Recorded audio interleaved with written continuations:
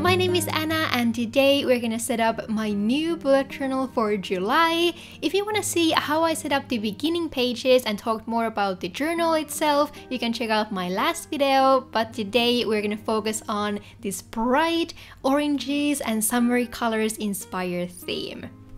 We're gonna use gouache paints today and start from the cover spread as per usual. And first, let's walk through this fairly simple orange painting, which is gonna be much easier than it looks when we take it step by step.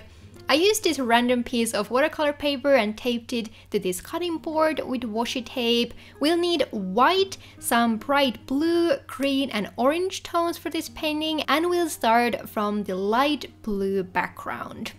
I mixed a good amount of white with the sky blue shades to get the color I was looking for. I would recommend going with something pretty light so that the oranges will stand out against it, but not too light so that the white flowers won't completely blend into the background. I use this flat brush that makes applying the color all over the paper fast and easy, and once we're done with the background layer, we'll let it completely dry so that the next colors won't blend or smudge the background.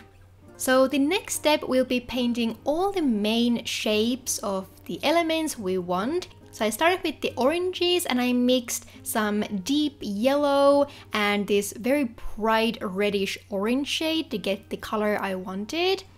Later we'll mix slightly lighter and darker shades of orange to add shadows and highlights. So for now our goal is just to get these different color blobs to the paper. I switched to a size 4 round brush here and tried to keep the colors pretty opaque, which is not super difficult since the background color is also very light. I'm not showing myself dipping my brush to water because I can't fit my water jar into the footage, but just know that I'm mixing a bit of water with all the paints, a little bit less than when working with watercolors, but the colors should glide pretty effortlessly to the paper. Whenever your brush starts to get too dry, you see that the paint strokes look dry as well, which you can see happening to me here every once in a while, so that's usually a good indication to add a bit more water.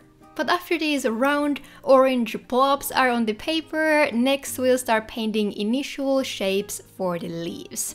I wanted to have two main leaf colors, so we'll start with the darker ones, which will mostly focus under the other leaves. So these are kind of the leaves that are more in the shadow. It might be a little bit tricky to work around the orange shapes, so you could even do this step first. I just thought to avoid painting over these dark green shapes as much as possible because it requires a little bit heavier layer from the other lighter colors. You can also always add more leaves later and polish or hide any shapes you're not happy with. So now I just switched to a lighter green and we're gonna do the exact same thing with this one.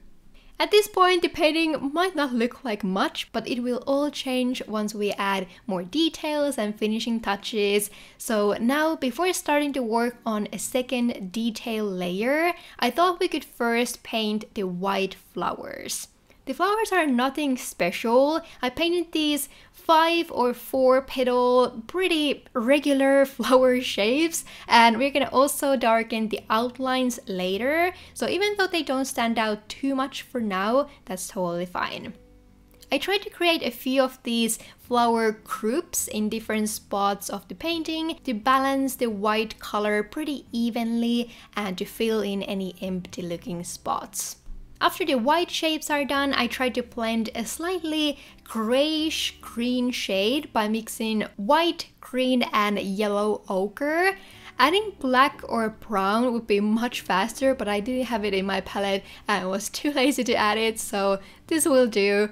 I switched to a smaller brush and just added a few darker lines towards the center of the flowers just to add a slightly more dimension to them.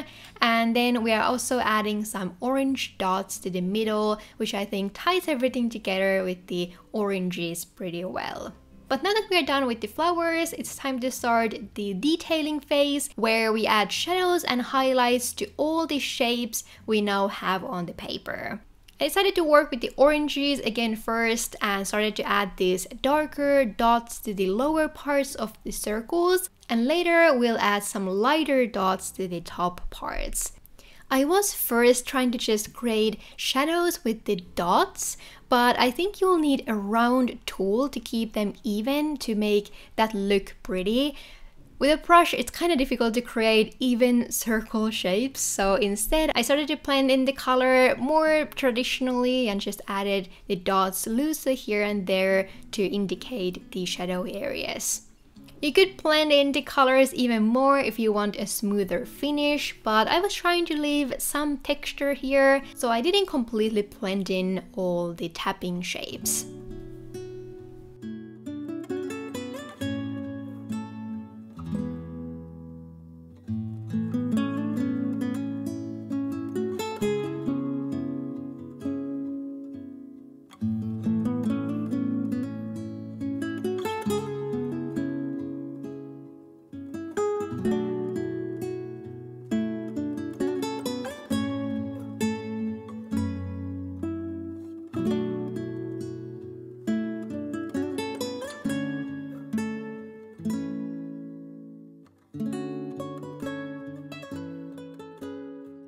After that, I started to also add some details and fixes to the leaves.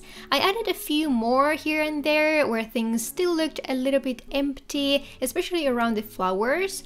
And then I started to add some darker details to the lighter leaves and lighter details to the darker leaves.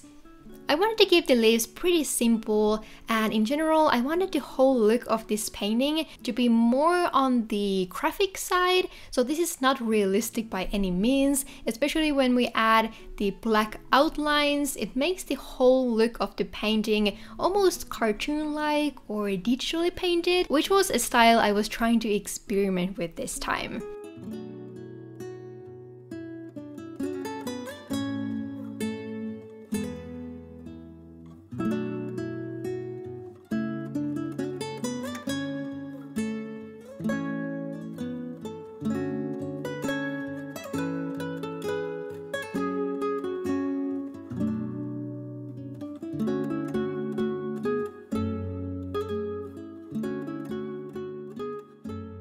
It might be a little bit tricky to draw over a gouache painting, especially if you use a thick layer of paint. While working with these outlines, I found that if the paints were even a tiny bit wet or there was a thicker layer somewhere, the black pen started to skip and get clogged. So I needed to use white paper to get the pen to work again, and then finish drawing any of those lines by repeating those steps. Something like the Uni Posca acrylic markers would be much better for this purpose, but they are quite thick and I wanted to keep the lines as thin as possible, so I just tried to push through any difficulties here.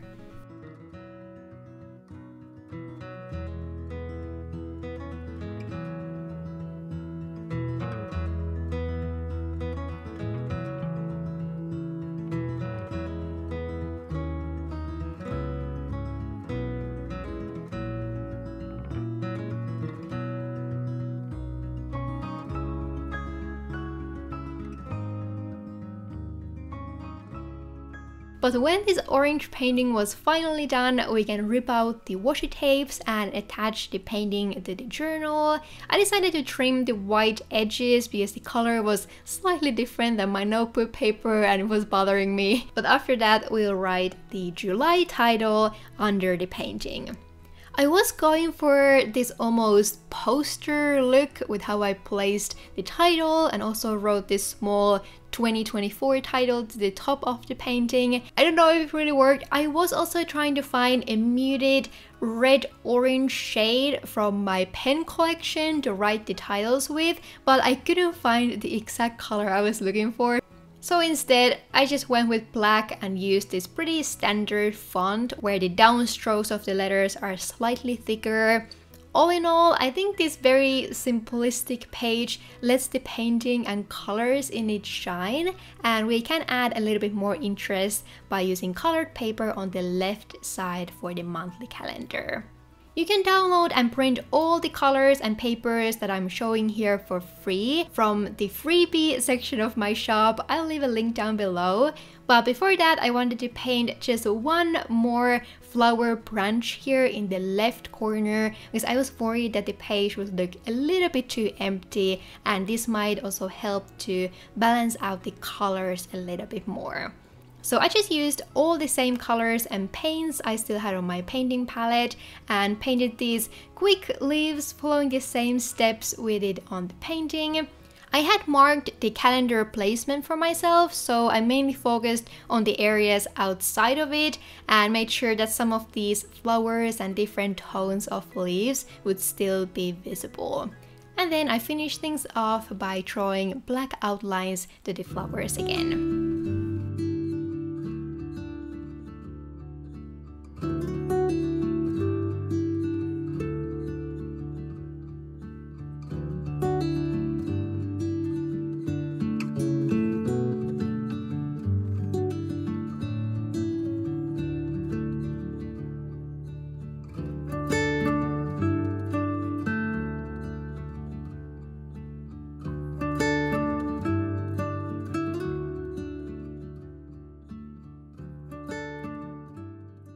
So after this quick flower painting was done, I glued this orange calendar background to the page, drew the calendar itself, and finished things off with some alphabet stickers to save a little bit of time. My favorite type of monthly calendar is one where the days are next to each other, so I can use arrows to indicate if something lasts for more than one day, which is why I often find myself keeping these monthly calendars pretty similar. Sometimes I change it up for purely visual purposes, but I think this orange box went pretty well with the rest of the page this time.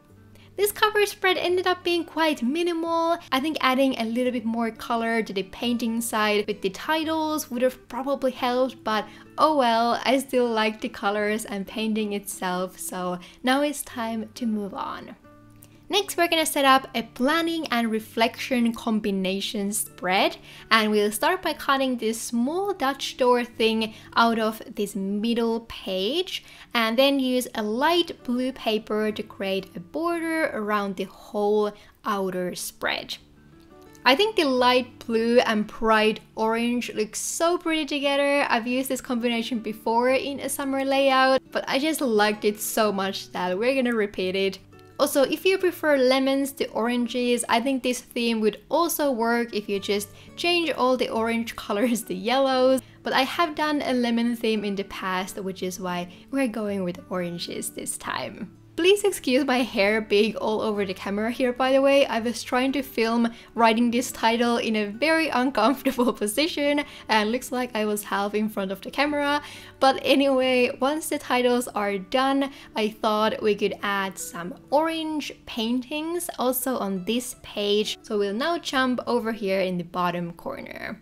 I used all the same paint colors as earlier, and the good thing about gouache is that it's usually pigmented enough to cover any background colors, so we can paint directly over the blue stripe. I keep these oranges slightly more simple than in the cover page painting, so we're gonna start with two different tones of green again for the leaves, and then I painted the oranges as the second step. This time I also wanted to add this cut in half orange, so we'll need to change the colors for that slightly. I needed a much lighter yellowy orange shade for the inner parts of the fruit. And I also wanted to add some color variation to indicate the separate slices. So we're switching between slightly lighter and darker orange tones here, but otherwise I'm not adding the tap shading into these oranges as we did in the first painting, so it will just look a little bit more simple.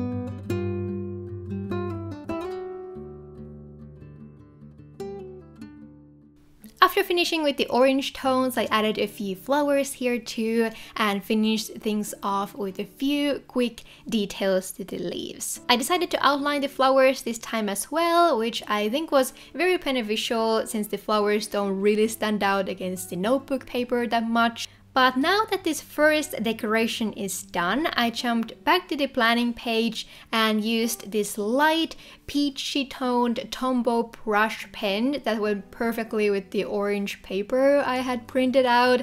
And I'm so annoyed that I messed up the lines here. There was nothing really I could do, so I just had to go with it, but it definitely bothers me when I look at this page. Oh well, anyway, I'm following my pretty standard monthly planning setup here. So I used the focus section to write out an overall plan for the month, what I want to achieve or spend most of my energy on. And then I added these 3 colored boxes to the bottom that will be my July habit trackers. To be honest, I haven't been super inspired to use these pages recently, but I didn't really know how else to set them up either. I don't know, I've been in a little bit of a motivation slump towards my bullet journal these past few months, so we'll see. Anyway, I continue to the next page here where I list some important tasks, but I also wanted to paint another orange in this upper corner to even out the decorations. This one will be even quicker than the previous one, so I'm gonna speed it through here in the video. I just added a few leaves and one basic round orange to bring that color here, and then we can move on to this flip door thingy. I'm gonna use the inside of this Dutch door for my short monthly reflection, and something I had in mind for this theme was some sort of blue summery tile pattern. I didn't fully plan or sketch this out, so I was kind of winging it here. I used one of these Etcher Lab colored pens I have from a set. I rarely use them because they are a bit bright for the colors I often go for, but this was the perfect mid blue shade I was looking for. So I started by drawing these bigger dots that will mark the corners of these diamond square shapes. Then I started to draw these 4-sided flower shapes inside each of the squares. I was trying to keep them as even as possible while still working pretty fast, so some of them are not that perfect. However, I feel like whenever you draw a pattern like this, small mistakes and irregularities will blend in with the rest. Then after all the flower shapes, I took out a ruler and drew these diagonal lines through all the dots, and then finished all the squares with some additional dots around the flowers. You could keep adding small details to each square to fill up the space even more and to make the pattern more intricate, but I didn't want to use too much time for this, so it was good enough for me. Then I took out a stripe of this orange colored paper and used this for the reflection title that we're gonna write with the same alphabet stickers I used earlier. I don't know why, but after adding the title, the whole pattern started to remind me of the Louis Vuitton pattern, and I suddenly regretted not planning it out a bit further beforehand, but it wasn't anything that bothered me to the extent of changing the whole pattern, so I went with it and started to work on the inner section instead. First, I thought it would look nice if we added this orange paper also to the inside of the Dutch door to kind of clearly mark this area. However, I forgot to round the corners of this orange piece, so the square edges now peek under the round pattern edges, but luckily it's not too noticeable. Then I went ahead and wrote out a super simple monthly reflection here. I use pretty much the same things every month and started with this On My Mind section, which is just a very open title to write about anything that stood out to me or I've been thinking or feeling about lately. Then I used the orange side to list a few things I'm proud of and a few things I need to improve moving forward. So nothing special, keeping the reflection really short this month, and after all that, we're done with this planning spread and can flip over to the last spread of this monthly setup, which are the weekly pages. I I actually wanted to do something a little bit different with the weeklies this time, but we're again starting by decorating this whole page. I wanted to use the blue paper again on the edges, so we're gonna create another Dutch door here, and I will need 4 pages thread in the middle. So I started by cutting these, and I usually like to cut 2 pages at a time. Sometimes the dots in these notebooks are not completely lined up, so I don't like to trust them most of the time, and instead just follow the cuts I made to the first page. I then rounded all the corners, which creates a super polished look to these pages in my opinion, and then used these pages to mark the area on this blue paper that we'll need to cut out.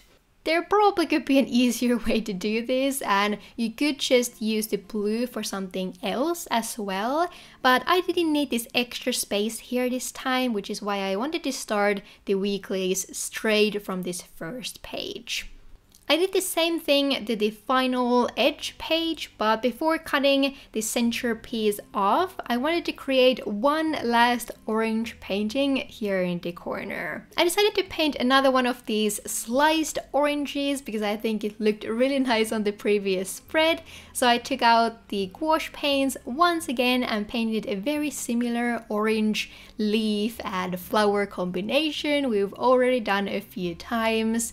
I kept things extra simple here as well, so I didn't bother with much texture or lights or shadows. I feel like every painting in this setup ended up being lazier than the previous one, which is why I often don't like to draw or paint the same thing over and over. However, I really liked the look of these oranges, and it also didn't take much time to paint them. So it was the perfect decoration here in the final spread.